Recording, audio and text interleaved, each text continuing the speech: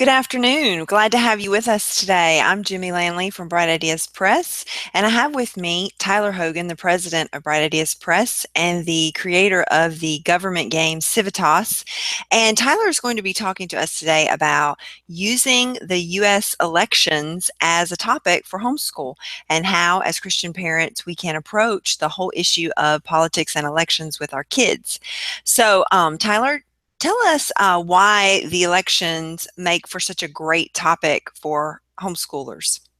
Well, for one thing, it's because they're hard to avoid. I mean, anywhere you look, you're seeing news and commentary and people's thoughts and opinions on every topic under the sun. So if it's that ubiquitous, it's going to be a good opportunity to talk with your kids about it because they're going to have questions, and who better to give them thoughtful responses than you as the parent? And as they grow up, they're going to need tools to understand the issues that are being discussed. They're going to have to learn how to form their own voting philosophy and how to engage with people in civil and productive conversations. So all of that has to start at home. So, do you think everybody should spend time on this? And if so, why? Um, for some families, it's going to be more important than others. My kids are really, really little, so the most that they're going to get are going to be some big picture ideas. Like we taught Kaylee and Avalon about the concept of taxes and what that means by taking a candy tax. You know, they come home with candy from church or VBS or anywhere else, and Dad gets his candy tax, and now they understand what taxes mean. But as kids get older, they're going to need to be able to understand the more detailed and nuanced and complicated things. So with little kids, there's only so deep you can really get. But there are big picture concepts that even they can understand. And the other group of people that I would say may not want to spend a whole lot of time on this are the people who are highly prone to anxiety or anger. Um, I mean, if you don't have a strong trust in King Jesus and you are putting your hope in princes, as the scripture says, then really you need to focus on the faith part first, because otherwise the whole world of politics is confusing and overwhelming and can lead you into either despair or idolatry. So don't recommend either of those places, but if you're the kind of person who can discuss those sorts of things with your family and it not descend into that, then I think it's worth your while. All right, so walk us through the steps of how we can approach the elections with our kids. Well, first off, you want to start by doing some research on the issues and the platforms. And even further back, you should probably have some discussion about our form of government and understanding what are the roles that we're electing people for. You know, what is the role of a president? What is the role of a senator? The division between federal level, state level, county and local level elections. Like, they need to understand what those roles are first. And then after they have a strong idea of that, then you can start getting into the issues and the platforms. And in order to do that, you might make a list of issues based off of some party's platform document or from a voter's guide from an organization that you trust. I know a lot of states have like a family policy council that publishes those kinds of voter guides, and they're based on, here's a list of different issues that are important to us, and they help you compare candidates across that spectrum. Or you can just make your own list of issues and policy decisions based on what's important to you and your family. There's actually a lovely tool called isidewith.org that my brother and I used this year. And what it does, it's a political quiz, and it asks you all these different policy questions, and you can give very simple answers, or you can dig down and give more nitty-gritty answers depending on how well formed your view is or how nuanced your view is. And it'll match you with candidates that align with your views and values.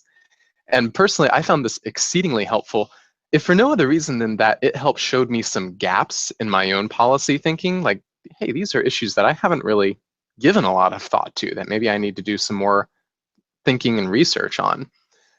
There were some areas of hot debate that I really hadn't formed a solid opinion on, so I just skipped those questions and flagged them to come back later. So that tool is really useful because it helped me not only to think about a broader range of issues, but also to have a better conversation about them. My brother and I, it gives you tools for how to share your results with other people if you want to. You don't have to publish them, but you can share a link to your profile. And my brother and I sat down and looked at our results together. And it was really interesting seeing, the places where we were aligned and the places where we were really close but had a slightly different answer, or we could say, yeah, I agree with that too, but I had to pick one or the other.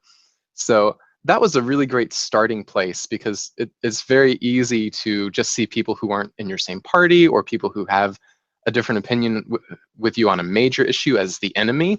And this I thought was really good because it showed us our common ground first. And that helped make it a more civil and productive discussion.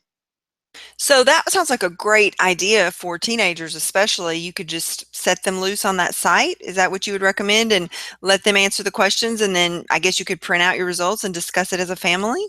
You could set them loose on the site, but honestly, some of them are going to ask questions that they may not completely understand the question, depending on how tuned in they are to the political debates. So you might want to sit down and go through it with them so that as questions come up, you can explain, here are the issues at stake here, and here are the major positions and why. And again, that's isidewith.org. Sounds like a Right. great resource. I'm definitely going to check that out. Thank you, I was Tyler. really pleased with it. And as you're doing your research, as if your kids have, issues or opinions that you think they're just not very well informed on, or they're way off base, that's a chance for you to engage in some good dialogue with them. Find out, why did you say that? What are you basing that on? And give them a springboard for doing more research. You might even find a few good essay topics that you can assign later on. That's And good. and it's also good because it gives you a chance to research other people's views and opinions, to not see them just as the enemy, but rather as smart people, honest people with opinions that are just very different than yours. I forget where I heard the principle, but I think it's a really good litmus test for whether or not you're ready to engage in a debate. If I can't articulate your viewpoint in a way that you would describe as fair and accurate, then I'm really not ready to debate with you because I haven't done enough homework.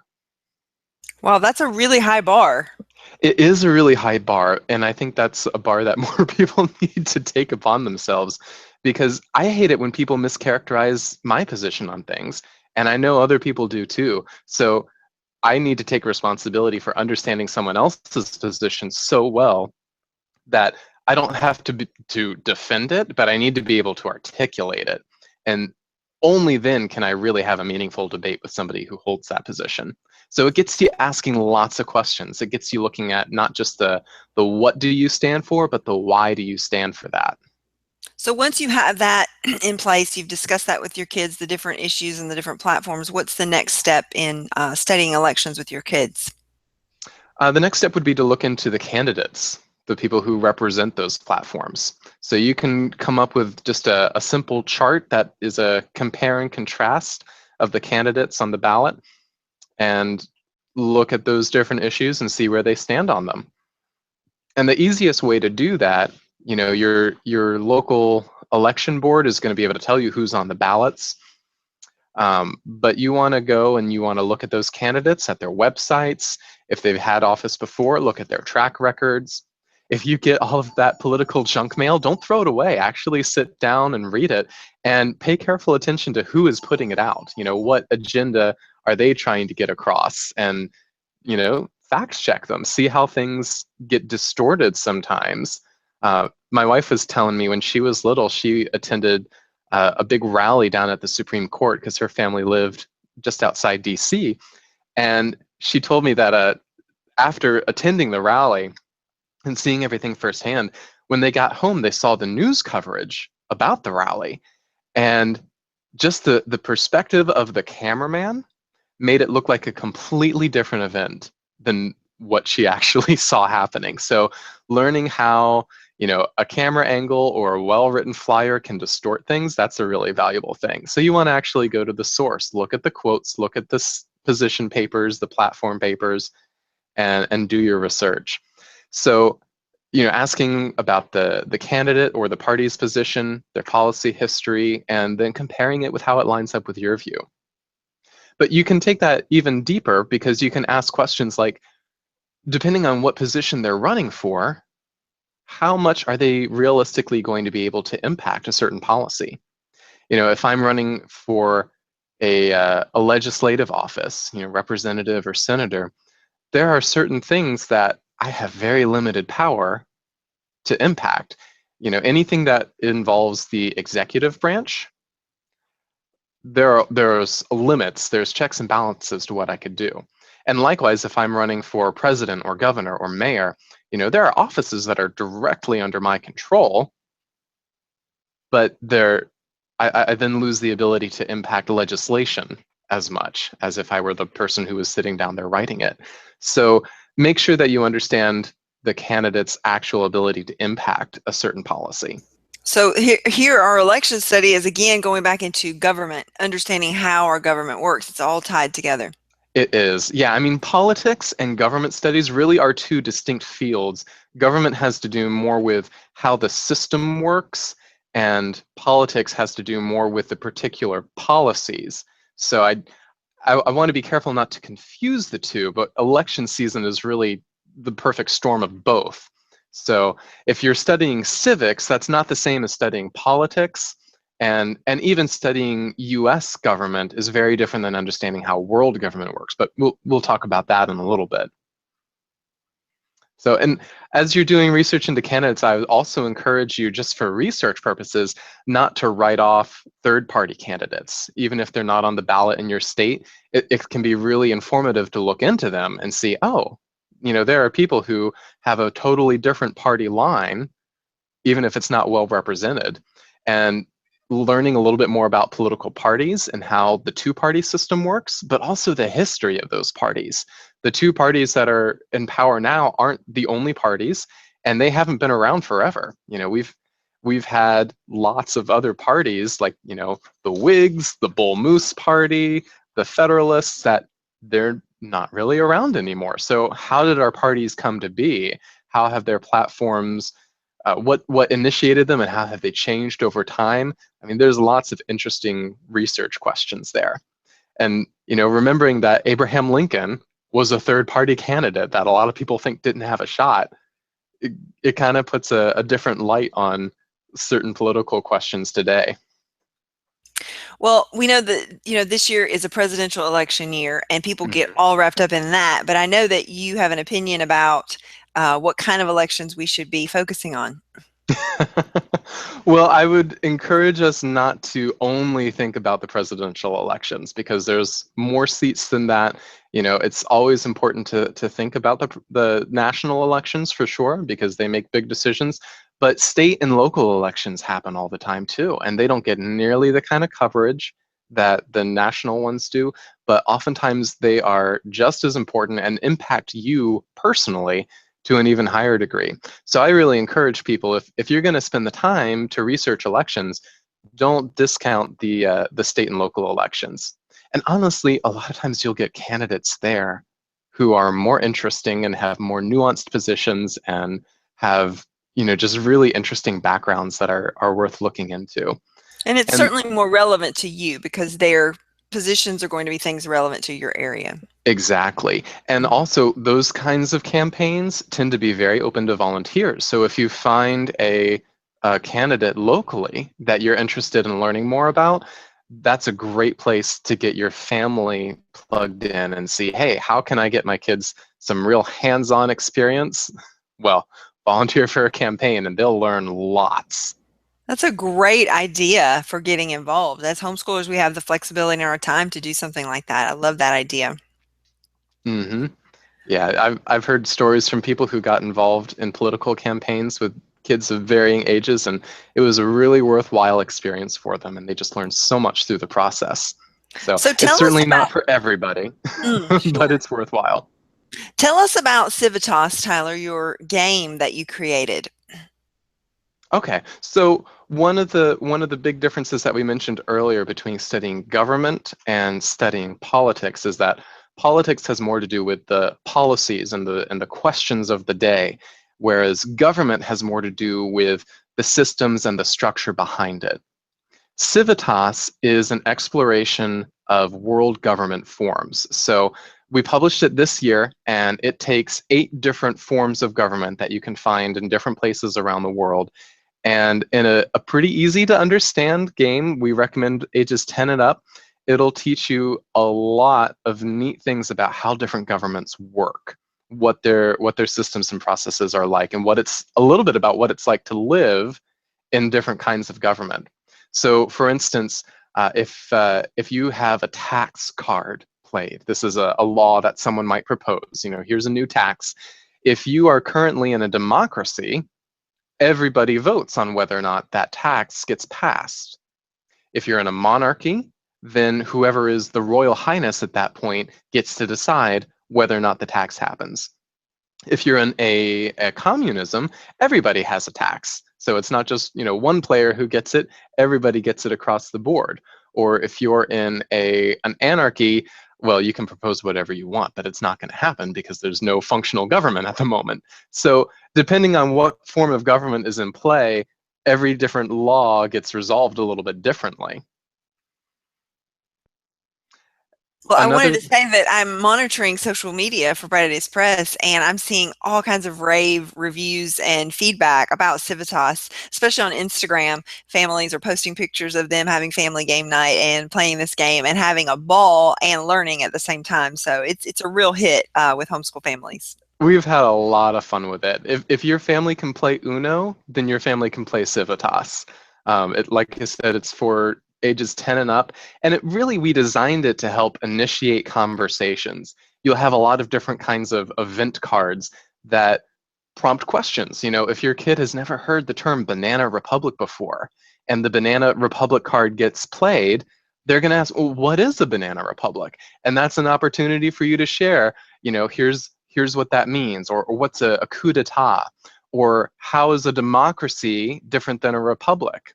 And I mean, there's just lots of different terms and ideas that get tossed around in the game that you can give either, a real short, quick explanation if they're going to catch on quickly, or you can really dig into that and just make a mental note. Oh, we should study that. And in fact, we're actually coming out shortly with a set of lesson plans based on Civitas that you'll be able to get from brightideaspress.com. And I think those are going to be a lot of fun. I'm really excited about those. Well, that Now, sounds great, Tyler. one other thing to note, Civitas is about world government forms. So it's not necessarily American specific. We wanted to try and broaden the horizon to here's how different countries around the world operate. So whether it's a democracy, a monarchy, a communism, a military dictatorship, an anarchy, a theocracy, a plutocracy, or a republic, those are the different governments that are covered in Civitas. And another fun thing that I think homeschoolers are particularly going to enjoy, we included some blank cards in there. So if you decide that you want to include your own government form, you can. And the cards are in there, and you can put your own leadership cards and your own special events specific to that form of government. That is really cool. Very, very cool. I'm glad to hear about that. So everybody go to brightideaspress.com and look for Civitas. It's featured on our homepage. You can find it and learn more about it. Tyler, what closing remarks do you have about teaching politics, government, elections to our kids as Christian homeschool families? Well, I would say it comes down to a lot of talking and a lot of research. So it gives you a chance to help build research skills, communication skills, empathy and understanding in your kids. And it also gives you a great chance to tie into your social studies and your history. Considering historical parallels is huge. Being able to look at the issues that are facing us today, some of them are unique to our time, but a lot of them are cyclical. So you can look at things like economics, foreign policy, immigration, criminal justice, and lots of other topics that have been hashed out and handled before. And you can look at the history and say, okay, how did our country respond, or how did another country respond, and how did that work out for them? And what can we learn from that? Is there a reason to think that it might turn out differently today? And if so, what is that reason? So the other thing that I would say is be really careful not to let the news outlets, the bloggers, the comments section, oh, please don't read the comments section. I mean, or even friends and family who are really hot-headed about politics, don't let those be your primary sources of information, and especially don't let them be your only sources of information. That's often just depressing and unfair, or even just hateful. Um, Make sure that, whether you love politics or whether you hate it, no matter who you're planning to vote for or against, or even if you plan to vote at all, you want to do your kids a favor by engaging them in thoughtful dialogue, by giving them a chance to boost their research skills, to boost their communication skills, and to get a feel for what the whole system actually feels like once they're able to vote. Take them into the voting booth with you if you can. Let them see what the ballots look like and what the process is. This is, I mean, yeah, there's a lot at stake perhaps, but we want to make sure that we're giving our kids the best educational opportunity, no matter how we feel about any particular candidate or party. We do have to try and separate that out a little bit from how we communicate, you know, the truths about what's happening with our kids and how we feel about those truths. Sometimes you need to have a little extra emotional distance there. But it can be, no matter how you feel about it or what the news sources you read may be telling you, it can be a great opportunity to really teach and reach your kids about lots of different topics and issues. It sure is, Tyler. You've given us so much to think about today. Now I'm eager to connect with my teenager and discuss the policies and the platforms and the candidates with her, and see what she knows and what she'd like to learn. I know I have a lot to learn, and all of us parents do. That's the great thing about Oh yeah. homeschooling is we learn alongside our kids. Yeah, never stop the learning. Absolutely. So much to learn always. So thank you, Tyler, for sharing with us today. And I want to encourage everyone to go to brightideaspress.com to see all of our different curriculum options, including Civitas, the government game. And we will be back with you next month. So see you all later. Bye-bye. Bye, Tyler. Take care.